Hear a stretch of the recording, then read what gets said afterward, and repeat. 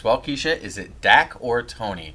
The Cowboys are surging in the NFC East after a huge road win at Lambeau Field against the Green Bay Packers on Sunday. But people are talking now about what will happen when Tony Romo winds up returning to the team. Should the Cowboys put Tony Romo back in the starting spot? Or is it pretty evident that they need to stick with this young rookie quarterback who has led them off to this great start?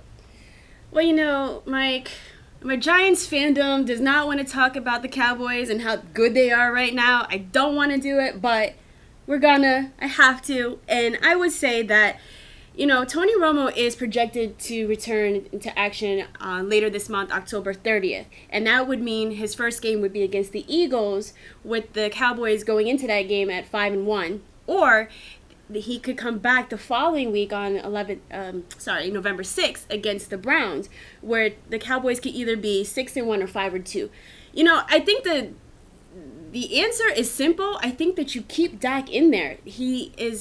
Even though he's a rookie, he's got this team on a roll, and he's done it on the big stage. He seems very poised. There's nothing that really seems to rattle him. Ezekiel Elliott is he's, after a slow start to the season, he's becoming a real standout. That offensive line is like a security blanket. It is a quarterback's just dream to have that going for them. So I think that you stay with Dak, even if Romo's healthy. You give Romo the rest of the season to recuperate and compete for the starting job next year. The only way I think you put Tony Romo in is if Dak starts to falter. And I'm talking about he falters about 2 games in a row. Until then, Romo should be the most expensive, talented backup quarterback in the league.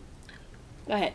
A lot of people have pointed out that, look, if you put Tony Romo in there after this great start with the Cowboys, you're going to wind up losing that locker room. You cannot make this change when you've gotten off to such a great start. And I'll tell you what, I give a lot of credit to Jason Garrett. It's not easy to have a young rookie quarterback come in after your main guy's been injured. You put him in there, and he just seems, the thing about Dak Prescott, if you watched him on Sunday, it just seems like he's not a rookie. It seems like he's a seasoned veteran who's been in here for a couple of years.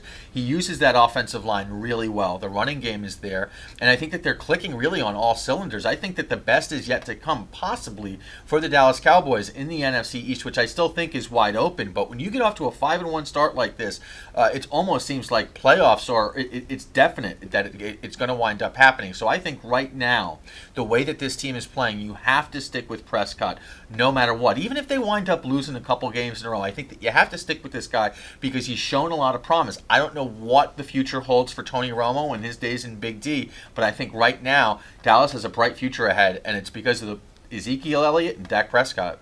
Well, there's a wild card, and that's owner Jerry Jones. He is Tony Romo's ride or die chick, and he has gone on record. I think he's starting to waffle a little bit that team belongs to Tony Romo, and the keys of the kingdom are his for whenever he's ready. But we'll see. It's going to be interesting, and Dallas Cowboys, as much as I can't stand them, just keep us talking about them. They always find ways to make headlines.